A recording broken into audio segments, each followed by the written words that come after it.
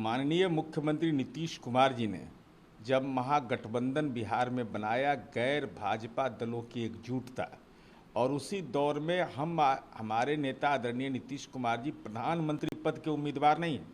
हमारी इच्छा केवल यह है कि 2024 में एक ऐसी हुकूमत जिसने नौकरी के नाम पर फर्जीवाड़ा किया, जिसने सामाजिक सरोकार के विषय पर पिछड़ा अति पिछड़ा के साथ फर्जीवाड़ा किया, बाबू जगजीवन राम को अपमानित किया, तो और जो राज्यों के असमान विकास का पर्याय बन गया है, तो ऐसे जुमलेबाज को सत्ता से हटाना है। तो हम तो कहीं दावेदार हैं नहीं, हमारी तो एक ही सदिच्छा है, और वह भी अब लगता है कि जिस क्रम में हम चल पड़े हैं वह भी हमारा बिहार मॉडल प्रभावी देश के अंदर हो जाएगा। ने भी समर्थन कर दिया है, जिस तरीके से कल पोस्टर में लगे।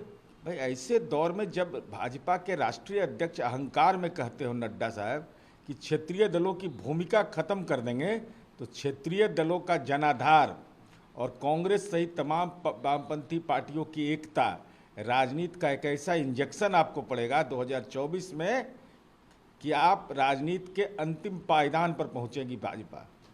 एक तरफ नवीन पटनायक से मुलाकात की, लेकिन नवीन पटनायक के दिल्ली में प्रधानमंत्री से मिलकर कहते हैं कि कोई पॉसिबिलिटी नहीं है थर्ड फ्रंट की। कहीं आप लोगों को कहीं तो नहीं लग रहा? कोई नहीं।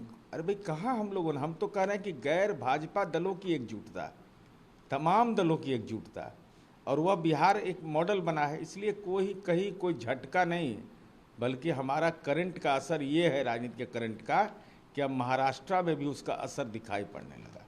कास्ट बेस्ड सेंसस को लेकर अब बिहार सरकार सुप्रीम कोर्ट चल गई है। चैलेंज करने वाली जो इंटरिम स्टे लगा था बिहार सरकार के फैसले पर कोर्ट ने लगाया था, क्या लगता है आप लोगों को इस पर सुप्रीम कोर्ट में क्या होगा? नहीं, माननीय सुप्रीम कोर्ट में राज्य सरकार ने अपना पक्ष रखते हुए कहा कि संविधान के अनुच्छेद 15 और 16 के तहत हमने अपनी बातें रखी, और हमने यह कहा है कि 80% हमारा काम हो चुका है। तो जो डेटा आएगा वह विलंब होने से परेशानी होगी, इसलिए जल्दी से इसकी सुनवाई किया जाए।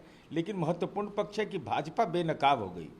यूथ फॉर इक्वलिटी, जो भाजपा से जुड़े हुए लोग हैं, जो ओबीसी आरक्षण के खिलाफ भी याचिका दाखिल करता है, 10% आरक्षण के खिलाफ भी याचिका उसने दायर किया है, तो ये भारतीय जनता पार्टी सहमात का खेल खेल रही है। इसलिए भाजपा को बेनकाब करेंगे बिहार में, गांव-गांव में जाकर के, और कहेंगे कि यह आरक्षण विरोधी भाजपा है। माननीय मुख्यमंत्री नीतीश कुमार जी ने जब महागठबंधन बिहार में बनाया, गैर भाजपा दलों की एकजुटता, और उसी दौर में हमारे नेता आदरणीय नीतीश कुमार जी प्रधानमंत्री पद के उम्मीदवार नहीं हैं। हमारी इच्छा केवल यह है कि 2024 में एक ऐसी हुकूमत जिसने नौकरी के नाम पर फर्जीवाड़ा किया, जिसने सामाजिक सरोकार के विषय पर पिछड़ा अति पिछड़ा के साथ फर्जीवाड़ा किया, बाबू जगजीवन राम को अपमानित किया, तो और जो राज्यों के असमान विकास का पर्याय बन गया है, तो ऐसे जुमलेबाज को सत्ता से हटाना है। तो हम तो कहीं दावेदार हैं नहीं, हमारी तो एक ही सदिच्छा है, और वह भी अब लगता है कि जिस क्रम में हम चल पड़े हैं वह भी हमारा बिहार मॉडल प्रभावी देश के अंदर हो जाएगा। ने भी समर्थन कर दिया है, जिस तरीके से कल पोस्टर में लगे। भाई ऐसे दौर में जब भाजपा के राष्ट्रीय अध्यक्ष अहंकार में कहते हो नड्डा साहब कि क्षेत्रीय दलों की भूमिका खत्म कर देंगे, तो क्षेत्रीय दलों का जनाधार और कांग्रेस सहित तमाम वामपंथी पार्टियों की एकता, राजनीति का एक ऐसा इंजेक्शन आपको पड़ेगा 2024 में कि आप राजनीति के अंतिम पायदान पर पहुंचेगी भाजपा। एक तरफ नवीन पटनायक से मुलाकात की, लेकिन नवीन पटनायक के दिल्ली में प्रधानमंत्री से मिलकर कहते हैं कि कोई पॉसिबिलिटी नहीं है थर्ड फ्रंट की। कहीं आप लोगों को तो नहीं लग रहा? कोई नहीं।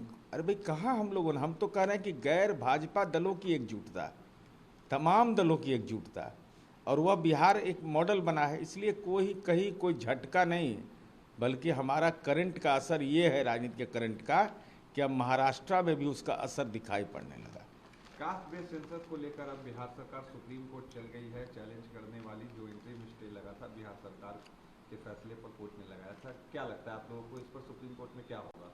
नहीं, माननीय सुप्रीम कोर्ट में राज्य सरकार ने अपना पक्ष रखते हुए कहा कि संविधान के अनुच्छेद 15 और 16 के तहत हमने अपनी बातें रखी, और हमने यह कहा है कि 80% हमारा काम हो चुका है। तो जो डेटा आएगा वह विलंब होने से परेशानी होगी, इसलिए जल्दी से इसकी सुनवाई किया जाए। लेकिन महत्वपूर्ण पक्ष है कि भाजपा बेनकाब हो गई।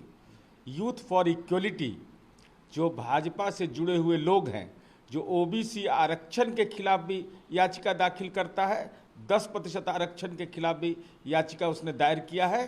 तो ये भारतीय जनता पार्टी सहमत का खेल खेल रही है। इसलिए भाजपा को बेनकाब करेंगे बिहार में, गांव-गांव में जाकर के, और कहेंगे कि ये आरक्षण विरोधी भाजपा है।